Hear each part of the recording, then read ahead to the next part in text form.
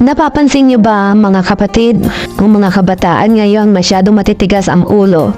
Akala nila ang padalos-dalos na desisyon ay ikagaganda ng kanilang buhay. Until marirealize lang nila sa huli, kapag nahiwalay sila sa kanilang mga magulang, doon lang nila marirealize na napaka-importante ng mga magulang. O sabihin na lang natin na itunuring kang isang anak na napalapit sa'yo.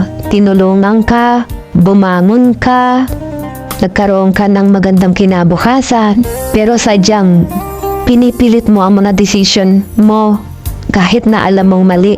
Ayaw mong makinig sa nakakatanda sa'yo na itinuring kang anak. Ayaw, nakakalungkot lang isipin na ayaw niyang tanggapin ang mga aral ng mga magulang o yung itinuturing niyang magulang dahil itunuring din siyang anak. Sana wag kayong maligaw, mga kabataan ngayon. Makikinig kayo sa mga nakakatanda sa inyo. Hindi simple ang buhay. Kapag ikaw mali ang desisyon mo sa buhay, maliligaw ka.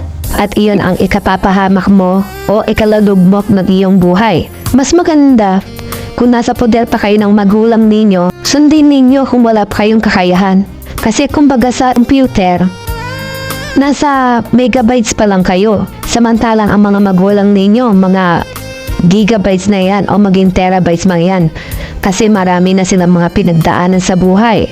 Ito payo lang sa mga kabataan ulit. Huwag ninyong kalilimutan na hindi pa ninyo kaya na magdesisyon sa buhay ninyo. Pasakop kayo sa mga magulang ninyo. At saka sa mga itinuturing yung mga magulang. Katulad yung uncle, ate, auntie, ganan. Susundin nyo sila. Kasi yung mga kabataan na kasama ninyo, yung mga kasing edad ninyo, hindi kayo sasamahan pagdating sa kagipitan. Anong may tutulong yan? Kaparehas mo lang mag-isip na katulad mong bata. At wala pa kayong pagkukuhanan ng ikabubuhay ninyo. Kung magkasakit ka, sino tutulong sa'yo? Hindi ba ang magulang mo?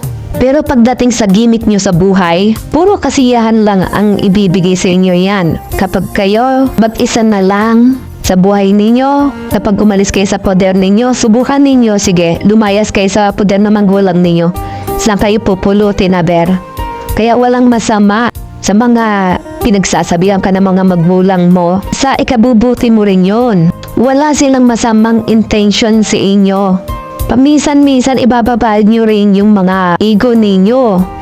Hindi lahat ng pagkakataon tama ang tinatahak ninyong landas. Maging matalino kayo, mga kabataan. Sa mga nagsisimula pa lang na mag-explore dito sa mundo, huwag na huwag kayong padalos-dalos sa inyong mga desisyon.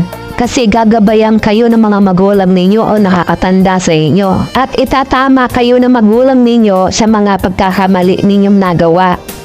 Sa buhay nito, marami kang tatahaking mga pagsubok sa buhay. Marami ka pang dapat matutunan.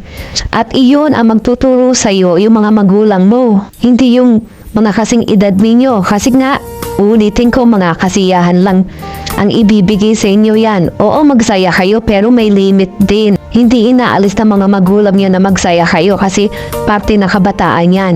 Pero, susundin ninyo mga inuutos ng mga magulang ninyo. Kung minsan napapagalitan kayo, napapagsabihan kayo, masama na kagad ang loob ninyo. Akala ninyo, tama kayo. Akala ninyo, mali ang magulang ninyo. Hindi naging ang tawag doon, kundi pagmamahal. Kasi ayaw kayo mapahamak ng mga magulang ninyo. Kaya kayo, mga kabataan, ha? Wag padalos-dalos ng desisyon sa buhay. Mag-isip-isip kayo. Kapag galit kayo, wag kaagad kayo gagawa ng mga decision ninyo na pupunta kayo dito, pupunta kayo dyan. At kapag napapagalitan kayo ng inyong mga magulang, masama pa ang loob ninyo. Alam ba ninyo na masakit sa mga magulang na makita ang kanilang anak na napapariwara? At sa huli, sisisihin nyo pa ang inyong mga magulang dahil iisipin ng ibang tao na pabayaan kayo.